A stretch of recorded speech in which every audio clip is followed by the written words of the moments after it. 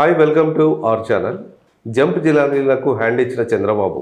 ఎవరు ఆ జంప్ జిల్లానీళ్ళు, ఏమిటి ఆ విశేషాలు తెలుసుకుందాం. శ్రవణ్ కుమార్ గారు. Hi sir.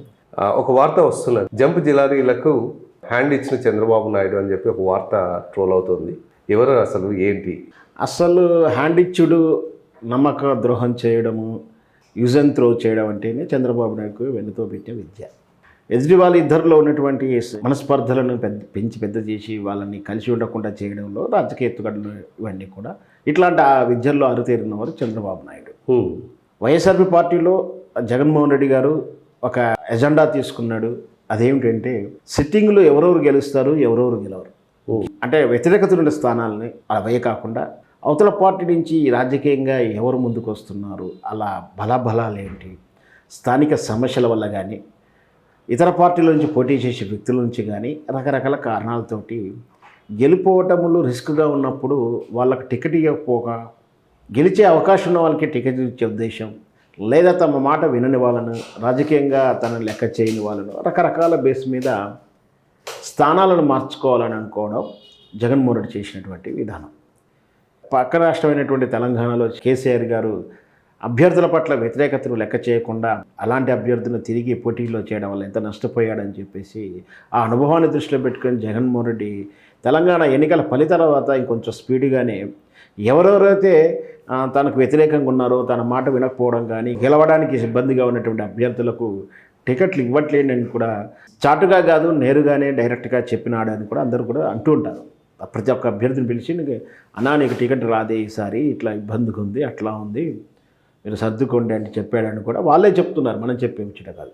జగన్మోహన్ రెడ్డి విభేదిస్తూ ఈరోజు పదవుల్లో ఉన్నవారు, మంచి కీలకమైనటువంటి పార్టీ స్థానంలో ఉన్నవాళ్ళు కూడా, ఉదాహరణకు ఉండవల్లి శ్రీదేవి గారు అయితేనేమి, ఆనం రామ్ నారాయణ గారు అయితేనేమి, కోటమిరెడ్డి శ్రీధర్ రెడ్డి గారు అయితేనేమి, ఇంకోటి మేకపాటి చంద్రశేఖర్ రెడ్డి గారు అయితేనేమి, ఈ నలుగురు ప్రధానమైనటువంటి నాయకులు. వీళ్ళు అనూహ్యంగా వైఎస్ఆర్ పార్టీకి రాజీనామా చేసి తెలుగుదేశంలో చేరడం కానీ, వైఎస్ఆర్ పార్టీకి వ్యతిరేకంగా పనిచేస్తూ తెలుగుదేశం పార్టీకి సపోర్టింగ్గా ప్రెస్ మీట్లు కానీ భావజాలాన్ని కానీ ప్రకటించడం, ఇవన్నీ చూస్తూనే ఉన్నాం. వీళ్ళే కాదు చాలామంది నాయకులు ఉన్నారు. వీళ్ళు ఎలాగూ గెలవరు కాబట్టి టికెట్ ఇస్తలేడు అనేది జగన్మోహన్ రెడ్డి సూత్రం.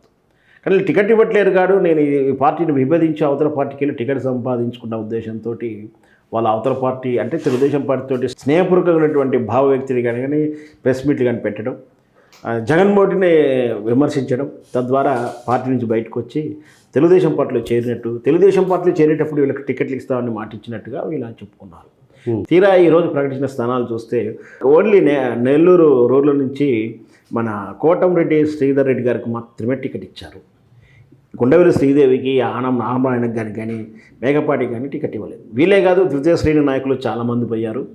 వెళ్ళిన వాళ్ళని కూడా పార్టీ ఏ విధంగా గుర్తిస్తుందని అయితే ఇప్పట్లో ఏం చెప్పలేదు. ఎందుకంటే పార్టీ అధికారంలోకి వస్తే కదా ద్వితీయ శ్రేణి నాయకులకు ఏం ప్రయారిటీ ఇస్తుందనే చెప్తాం. అంటే ఇక్కడ ఏంటంటే వాళ్ళు గెలిచే వాళ్ళే ఉంటే సొంత పార్టీ ఎందుకు వదిలించుకుంటుంది అనేది బేసిక్ సూత్రం. గెలిచే అవకాశం ఉన్నప్పుడు ఆల్రెడీ ఉన్న పార్టీ ఇంకొక సీటు గెలిపించుకోవాలనుకుంటుందే కానీ విడిపించుకోవాలి అనుకోదు. కానీ గెలవలేని వాళ్ళని వదులుకోవడంలో ఉత్తమమైన మార్గమని పార్టీలు భావిస్తుంటాయి. అట్లాంటి వదిలేసిన వాళ్ళని తీసుకెళ్ళి పార్టీలో పెట్టుకుంటారా? అది తెలివిగలపట్టి రాజకీయ పార్టీ ఎవరైనా చేస్తారా? కాబట్టి చంద్రబాబు నాయుడు ఆరుతేరంటే రాజకీయ నాయకుడు కాబట్టి అతను వీళ్ళని దూరంగా పెట్టాడు, ఒక రకంగా వీళ్ళని మభ్యపెట్టి మోసం చేశాడనే చెప్పుకోవచ్చు. మరి రాబోయేటువంటి రోజుల్లో ఇంకేమైనా ప్రకటించిన స్థానాలు 57 స్థానాలు ఉన్నాయి. దాంట్లో ఏమన్నా వీళ్ళకి న్యాయం చేస్తారా, లేదా రేపు వచ్చే రాజ్యసభ కానీ ఎమ్మెల్సీలో కానీ న్యాయం చేస్తారని మాటిస్తారా, వీళ్ళు కలిసి పని చేస్తారా, లేదా మళ్ళీ తెలుగుదేశం పార్టీకి వ్యతిరేకంగా పనిచేస్తూ వైఎస్ఆర్ పార్టీలకు గర్వాపస్ అని చెప్పి నిన్న ఆళ్ళ రామకృష్ణారెడ్డి మళ్ళీ గర్వాపస్ ఎలా వచ్చాడు, వీళ్ళు కూడా మళ్ళీ రేపు గర్వాపస్ వెళ్తారా ఏమో. అంటే రాబోయే రాజుల్లో ఎన్నికలు దగ్గర పడుతూ ఉంటే రకరకాల మార్పులు చోటు చేసుకుంటాయి.